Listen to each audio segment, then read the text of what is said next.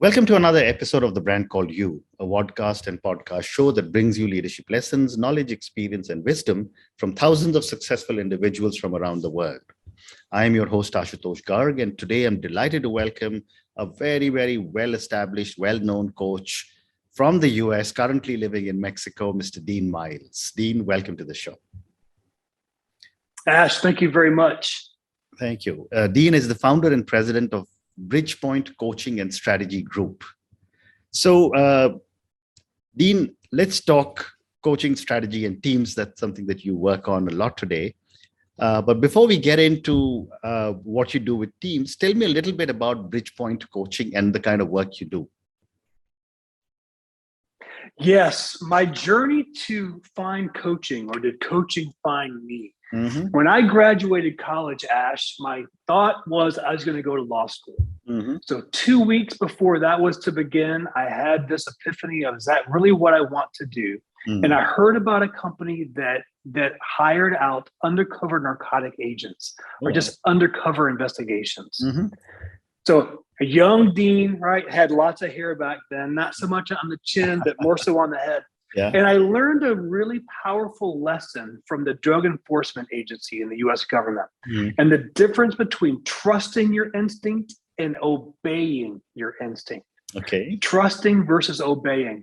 Here's the lesson, and this has taken me to running successful businesses, Mm-hmm. and it's made me a better coach. Mm-hmm. And the DEA would talk about, imagine if there was a man who had a wheelbarrow, and he would push this wheelbarrow across this line, this wire, across a big cavern, a big valley. Mm-hmm. And he could ask the crowd, do you believe I could put a person in the wheelbarrow and take them across safely? And ask the crowd, yeah, we believe. Mm-hmm.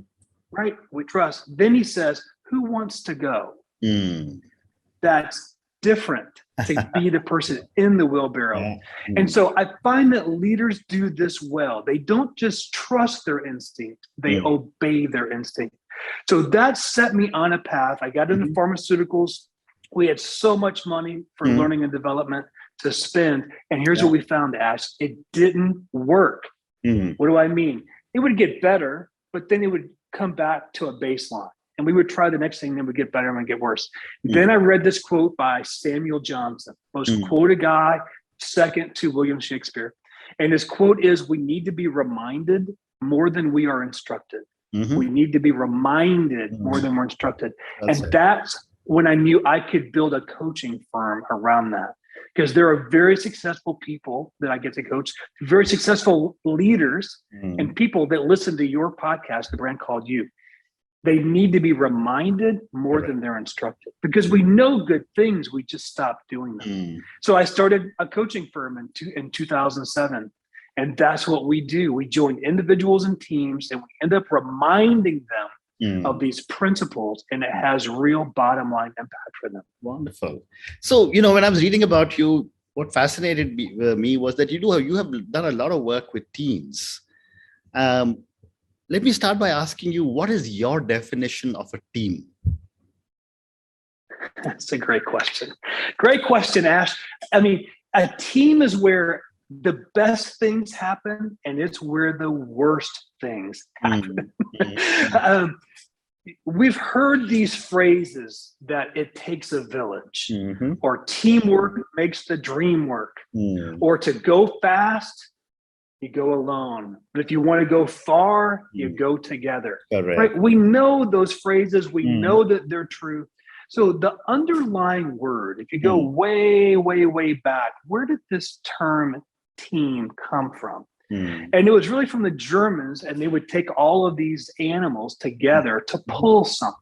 Correct. Right? Pulling.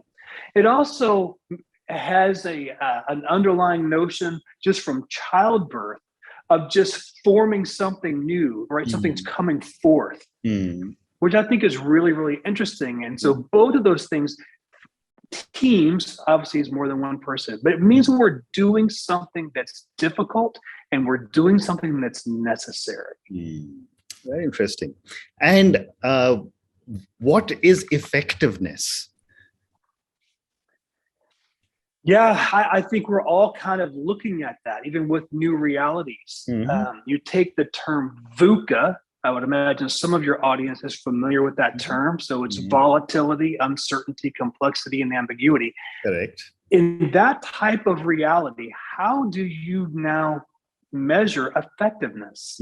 So if effectiveness is producing a result that's wanted, that's how I define effectiveness. What I'm finding that managers and leaders are being asked to do is to go above and beyond being effective and to be efficient. So still produce the result that we're looking for, but do it without wasting materials, time, and energy. So for those of you that are younger managers, the bar has now been raised on you, right? It's volatile, it's uncertainty, it's complex, ambiguity. We don't want you just to get the results that we are wanting you to get. We want you to do it without wasting time, energy, and materials. It's challenging, really, really challenging. Yep, very interesting, very interesting. And when I was reading about you, you also talk about 2 requirements for having a perfect team. What are these 2? Yes. Yeah, so Google did a project called Project Aristotle. And most of us are very familiar with Google. These are very, very smart engineers that ask really great questions. And it was, what makes a great team? And of course, that gets my attention, right? And I want to not just trust my instinct, but obey my instinct in that space.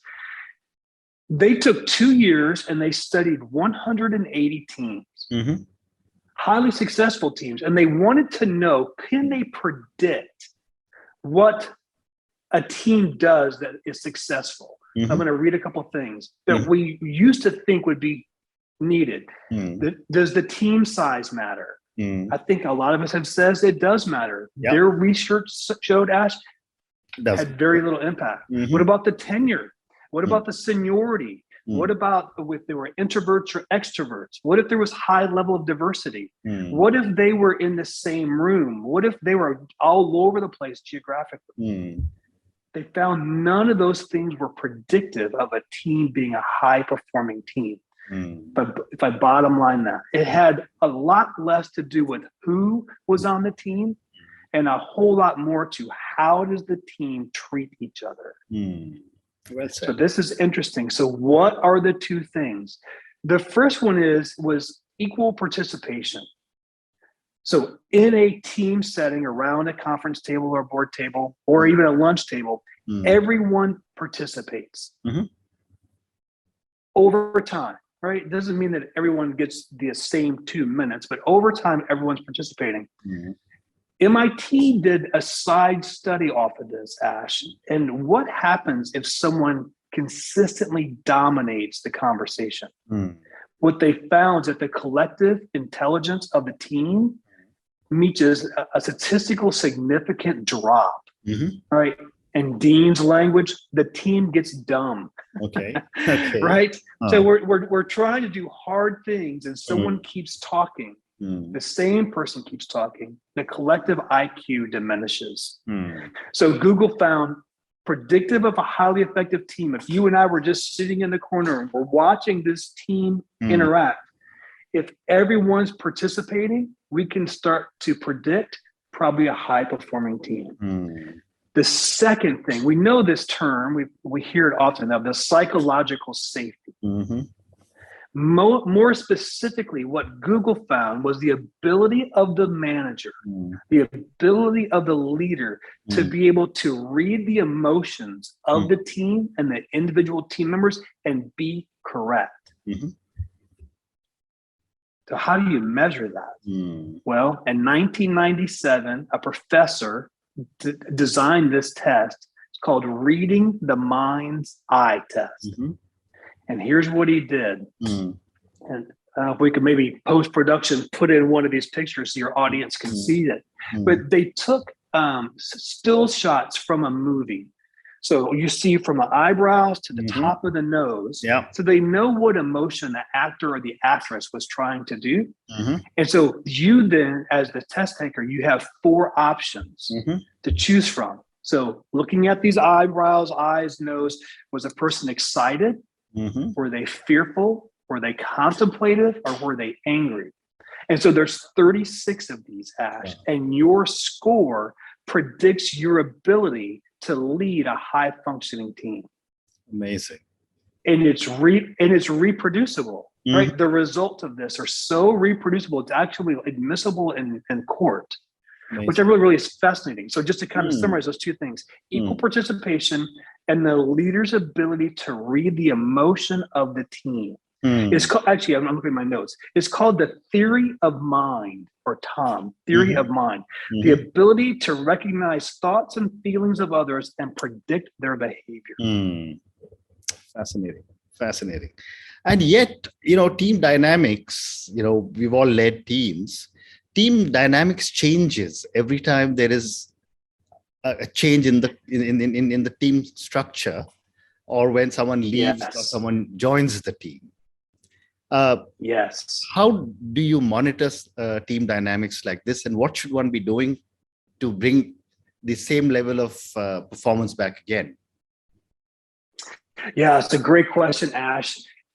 I wish there was a simple one time, just do this thing and it covers you for 1 year. It doesn't. It is a constant paying attention to momentum.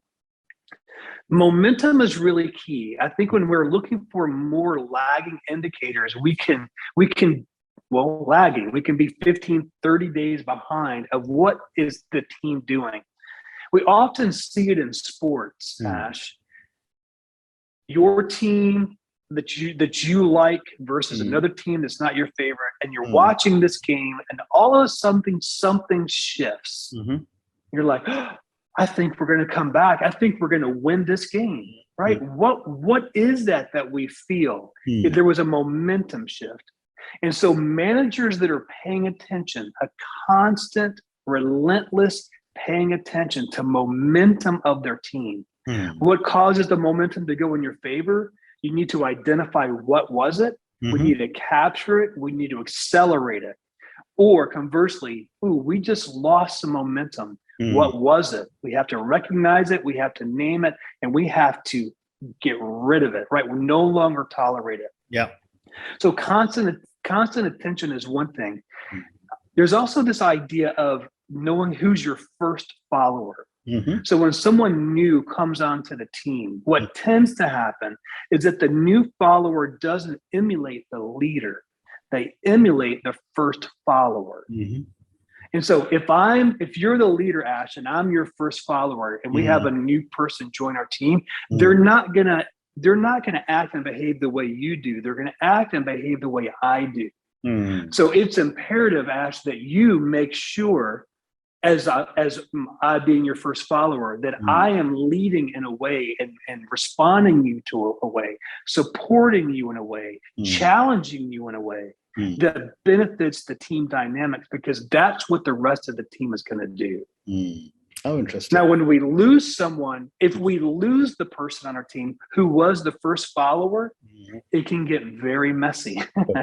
So the new manager quickly needs to identify who's the new first follower. Wow.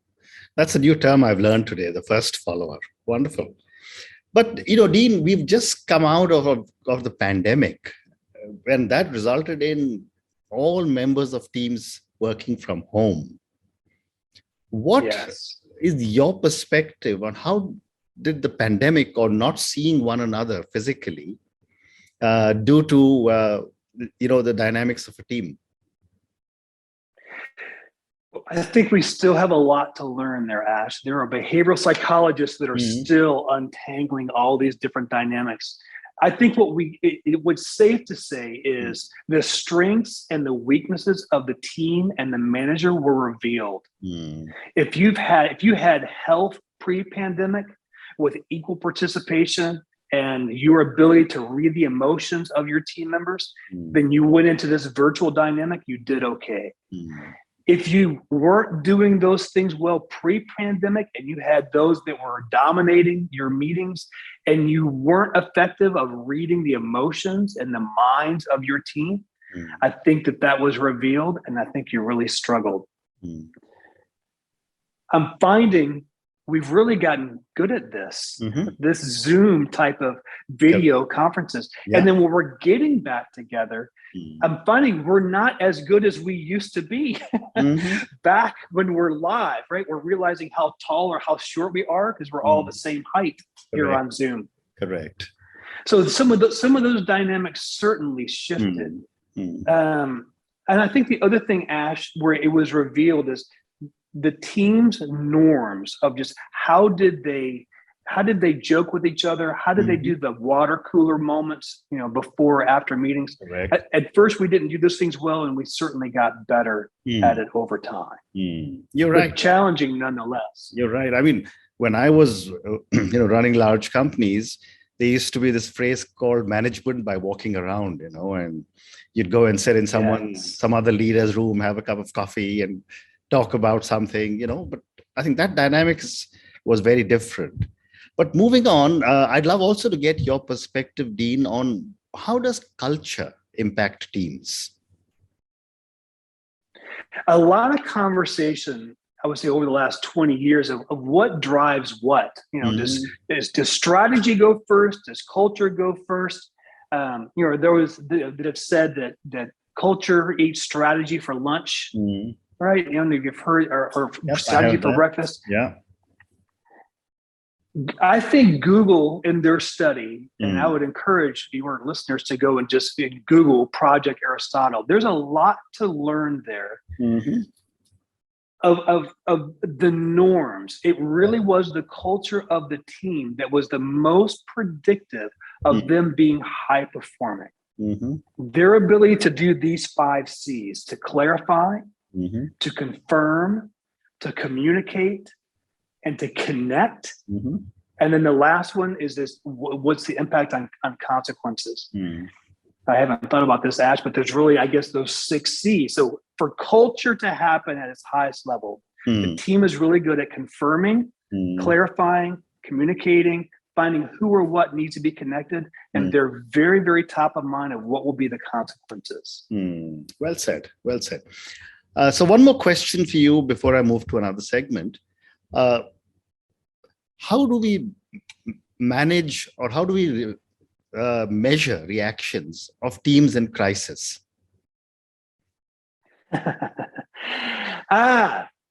Well, it takes me to a new term that I've learned. So we talked about VUCA earlier. BANI happens to be the next one. So BANI. If VUCA was rooted in volatility, they're saying BANI is rooted in chaos. So BANI is brittle, anxiety. So anxiety, non-linear, and incomprehensible. So things that we thought were stable, not only are they not volatile anymore, they're just brittle. They can just disintegrate into dust. Anchors, strong things, foundational things within our businesses, and it's just gone. Anxiety and anxiousness. If you're looking at some of the statistics, especially in that 25 to 35-year-old management group, the level of anxiety that they're feeling is really unprecedented. They're saying 7 out of 10 are having anxious moments, panic attacks even at work. Non-linear.